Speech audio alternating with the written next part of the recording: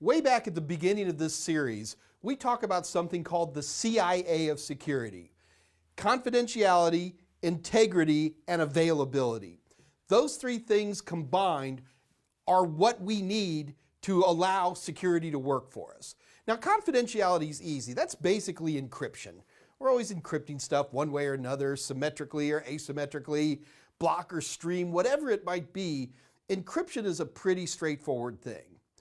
But the next one, integrity, takes a little consideration.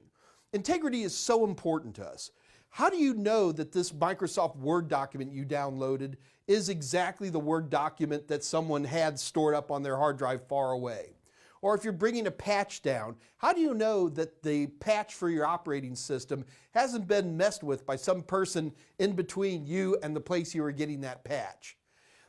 That's what integrity is all about. In order for us to do integrity, we don't need encryption.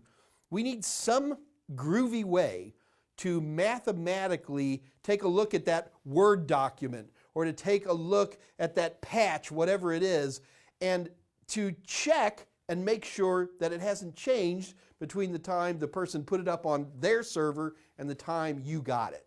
Now, in order to do these types of integrity checks, we use a very interesting mathematical function called a hash. So this little box is going to be my hash function, all right?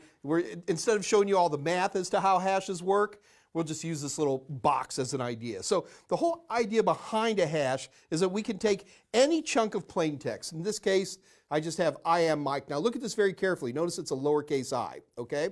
So I can take this, run it through this algorithm, and I will come up with a fixed value. Now in this case, for this demonstration, this is 6 hexadecimal characters. Now do keep in mind that a lot of hashes are a lot longer than this, but they're always the same size. That's the important thing.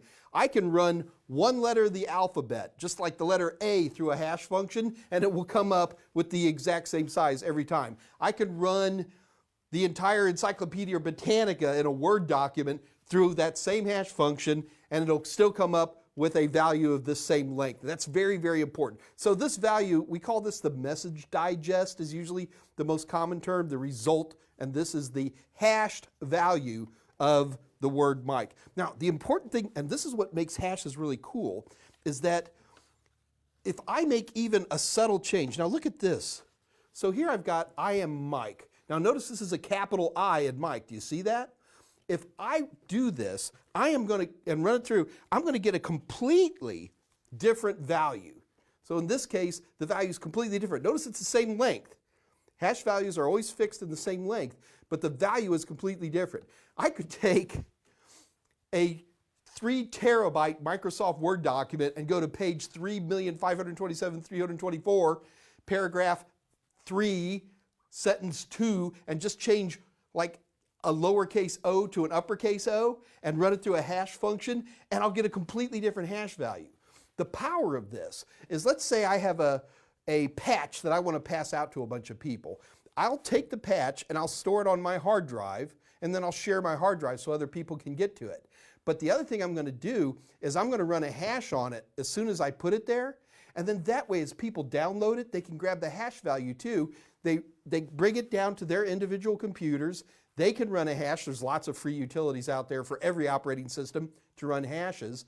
They can run that hash and verify that they get the same value. If they get the same value that when I put it in there originally, you have integrity. And that is the power of hash. Hashes are incredibly popular. We use them all the time, but there's a lot of different types of hashes out there. They've been around for a while. So let's go ahead and take a moment right now and go through the most common types of hashes, and certainly the ones you'll see on the Security Plus. There are a zillion types of hashes out there, but luckily for us, we can break down what you need to know for the Security Plus into 3 groups. First is called Message Digest version 5, better known as MD5. MD5 is the grandpa of hashes. It's been around since the early 90s. It was invented by Ron Rivest of RSA fame, and it's been used for years and years and years and years. The important thing to remember about MD5 is that it uses a 128-bit hash. Now, MD5 is a great one, but they found a little problem with it, and I'll explain that in just a moment. The second type of hash I want you to be aware of is the secure hash algorithm, better known as SHA. And this is a family of hashes that were developed by the National Institute of Standards here in the US. Technically, they're still being developed. The earliest version of SHA that you're going to see on the Security Plus is called SHA-1. Now, SHA-1 has a 160-bit hash. Now, here's the problem. Both MD5 and SHA-1 have the ability to generate what we call collisions. Let me explain that. A collision simply means when you take two different types of data and generate the same hash. If you can force a hash to make occasional collisions, it can often be figured out how the hash works, and that is a naughty, naughty thing. We don't like that. So neither MD5 nor SHA-1 are used that commonly anymore. If you're talking about hashes that are being used today for websites and all kinds of stuff, we're talking about SHA-2. Now, SHA-2 is not just one type of hash. SHA-2 is broken down into different types based on the length of the hash. So we don't say SHA-2. What we will say, though, is SHA-256 or SHA-512. So you can see that these big, long hashes are much less prone. In fact, no one's made a collision with them yet, knock on wood. The last type of hash I want to talk about, and it's mentioned on the Security Plus, so let me bring it up, is RIPE EMD, and that stands for Race Integrity Primitives Evaluation Message Digest. Whew! Now, this is not a real common hashing algorithm. It's nice because it's open standard and everybody can check it out, but it's just not used that much. There's nothing really wrong with it. It's just that everybody likes SHA-2 these days.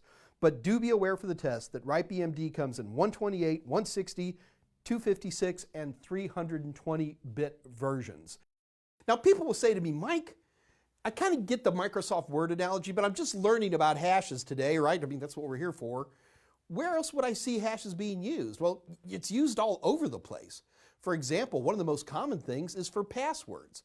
People, when you log into a system, your password isn't sitting on the hard drive of that system you're trying to access.